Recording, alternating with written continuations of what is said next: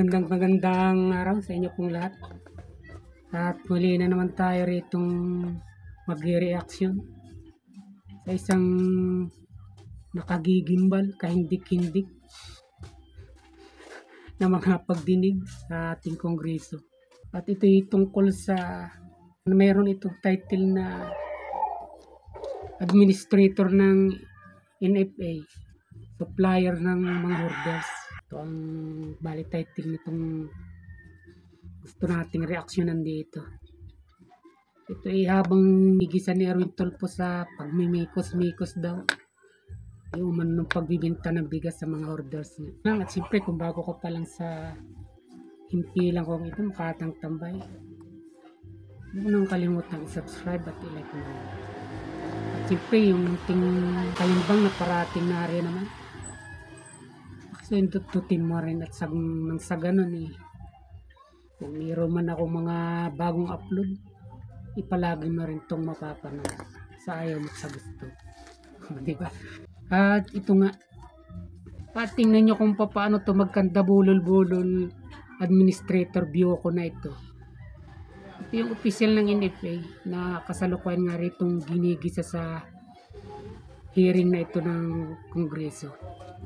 For DSWD, we have a regular conference with them on, hindi lang dito sa DSWD, meron din tayong ibang programa na sinusuplayan din natin, yung one-time rice allowance and yung sa tawag dito, yung may context, special occasion, sometimes nagbebenta rin tayo sa kadiwa, but on very limited scale kasi it may violate the RTL. Dito'y tinatanong kaya siya dahil kung bakit nga niya ibininta ron. Ang dami namang ahensya ng gobyerno na nangangailangan nga ng bigas kahit pa sabihin mong ito medyo hindi na ganun kaganda. Ang dahilan nga nito malapit na daw masira kaya naobliga silang ibinta sa ganung kamurang halaga. Tuloy natin. Sir Chair, makasingit lamang, how did you do that? Did you write them a letter? Did you offer that? Was it in verbal communication? Kung letter po ito na sinabihan ninyo, in-advise ninyo itong agencies na ito, can you submit it to this committee if you have that communication, Mr. Chair? Wala tayong letter directly, sa kanila kasi regular you just said you had a letter. No, sorry. It's in a written form. Hindi siya magkandatuto. Tinatanong kaya siya kung talagang inuuna niyang, dahil ang katwiran niya, inialok na raw niya yung sinabi na niya doon sa mga katulad ng DSWD, dati ito pumukha sa kanila ng BJMP, yung mga bilangguan natin. Dating kumukuha sa kanya ito ng mga bigas. Ngayon, tinatanong siya kung talagang bago niya ito ibinita, doon muna ini-offer sa ating mga ahensya na ito ng gobyerno na nangangailangan ng mga bigas na katulad nga nito. Marami siyang mga dinadahilan na sabi niya inalok na ron niya. Tapos nung huli naman na sinasabi na niya, nagre-request po sila. Ibig sabihin, kung nagre-request, kung walang request, hindi talaga nila binibigyan. Parang pinapaikot-ikot nga yung mga congressman. Tuloy natin. They only order as they need, So, bago sila, kung wala kaming stock, that's the only time that they also buy from outside. But lahat ng request nila, sinusuplayan natin. Mr. Chair, may sulat nga yung DSWD na sinasabi na kailangan nila ng bigas na supply and you rejected it and then you said na wala, Mr. Chair. Meron tayong supply, Your Honor, Mr. Chair, At ino-offer natin yan, ino-offer natin yung sa quality. I mean, just to clarify sa question ni Kong Erwin, we asked earlier if you do it in writing, you said yes. And then you change your position to depende na. So, then ito, we have a copy that you rejected the SWD dun sa request po nila. So, is it in writing? Sa pagtatanong at sa haba ng mga pag-uusap, lumilitaw. Nagsisinungaling siya na nag-request na nga yung DSWD. Pero yun pala, tinanggihan lang niya. At ang lumilitaw na talagang yung bigas na yun, talagang may plano na. na imikos-mikos at ihokos-pokos upang pagkitaan. Pero napakarami nun. 75,000 sacks. Pagkatapos itong tayo na maliliit na mamamayan, hirap na makabili ng murang bigas. Itong mga official na ito ang binubusog pa nito at lalong pinalalaki ang tiyan. Yung mga negosyante na at mga hoarders na dati ng salot ng lipunan. Talagang sila halos ang gumugutom sa mga mamamayang Pilipino sa pamamagitan ng paghuhod ng mga pangunahing pangailangan na ito ng mga Pilipino, ang bigas. At talagang habang pinapanood ko nga ito, siyempre sinagad ko na yung panggigigil ko at yun lang naman talagang magagawa natin dahil isang mate na tao lang naman tayo. Paano nila nasisikmura ang ganong gawain? Samantalang at nagrarally at sa bawat pagkakataon walang ibang isinisigaw ang tao at isinisisi kay Marcos kung nasaan ang 20 pesos na kilo ng bigas na ipinangako niya nung kampanya. Pagkatapos ito pala kay Marcos binahalos ito at biyerna ito ni Marcos. Nagbibigay lang ng ganito kamurang halaga ng bigas at sa mga negosyante pa. Simple pag ito ibinaba na sa merkado ng mga negosyante, ng mga traders na ito, simple napakataas na ng halaga nito. Simple ang ginagawa ng mga opisyal na ito sa mga Pilipino, sa kapwa nila Pilipino. Gobyerno ito ni Marcos.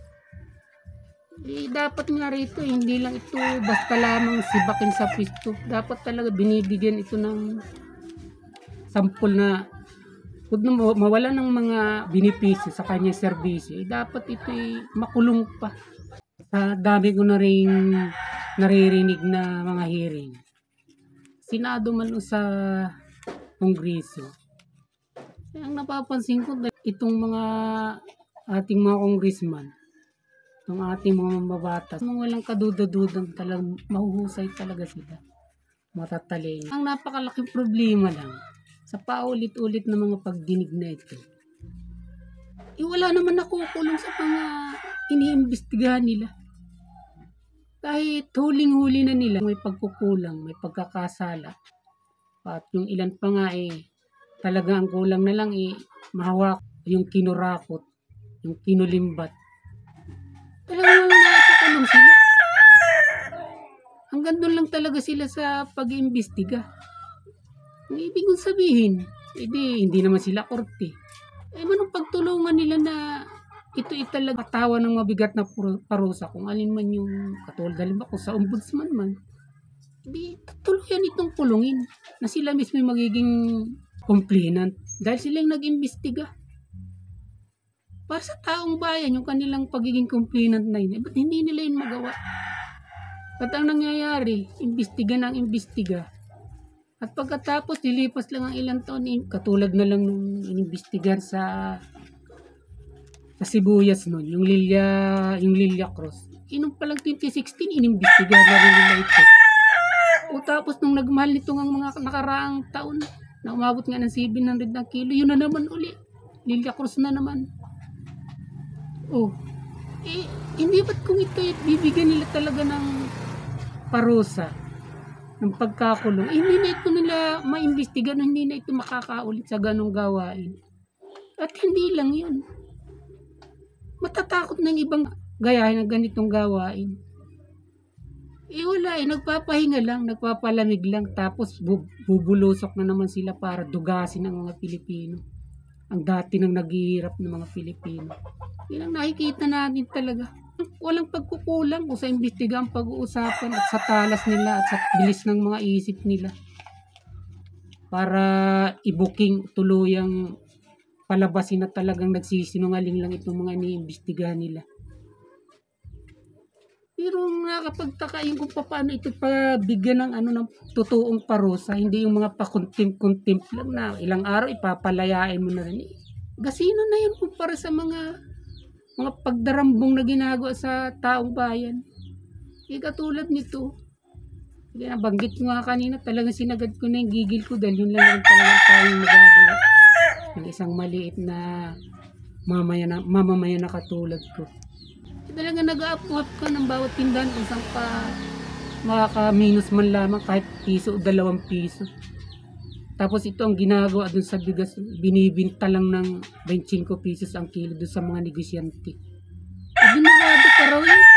Ito, lumalabas nga dito sa investigasyon ni Marcolita. Akalain mo yun, bininta lang ng opisyal na ito ng NFA ng 25 ang kilo sa mga hoarders, sa mga traders. Tapos wala naman tayong nakikita na action dito. Kung meron lang tayo talagang leader na talagang mas may natawag na political will. Dapat ito isang bagay na itong magagawa sana na masampulan. 75,000 na sako ng bigas. Ibibinta mo ng 25 ang kilo. Tapos ang naghihirap ng mga Pilipino, ang mga binibiling bigas 60-65 hanggang 70 ang kilo. Isipin mo naman kung saan humuhugot ng tibay ng sikmura ang mga opisyal na ito. Sino ba naman ang maniniwala sa kanila na kaya lang nila ibinto ng ganong kamuran dahil isinasalba nila sa pagkabulok? Ang mga utak ng mga tao ito ang talagang medyo may pagkabulok na rin, di ba?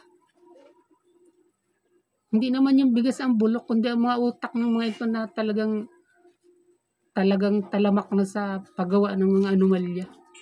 Paano tayo maniniwala? At saka kahit kung totoong nabubulok na ito, bakit kailangan dun mo ibinta?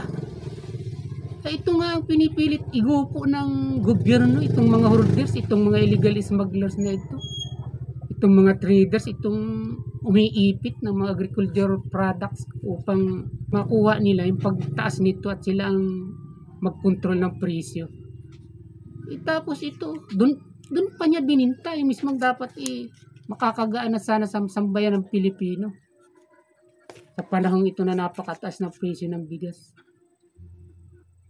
Kaya kayo sagad din na ninyo yung panggigigil ninyo at yun lang naman ang tangi nating magagawa. At bilang katunayan, kaya nasasagad nga sinasabi natin dito na panggigigil natin. Kahit hindi pa korte, mismo yung nag-imbestiga ng nagsabi na talagang may kapalpakan dito at may mga anomalya dito. Kaya ganyan. Mr. Chair, ang conclusion dito ay merong kapabayaan ito. Parang kung ibabase po sa mandate ninyo na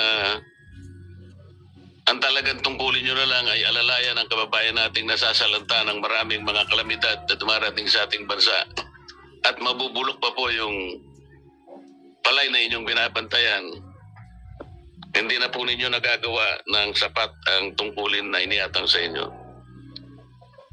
Pasensya na po kung yun ang conclusion, ngunit mahirap pong baliktarin yung ganunong pananaw kung ang pag-uusapan lang ay ang katwiran na nabubulok po yung inyong mga bigas na itinatago sa inyo.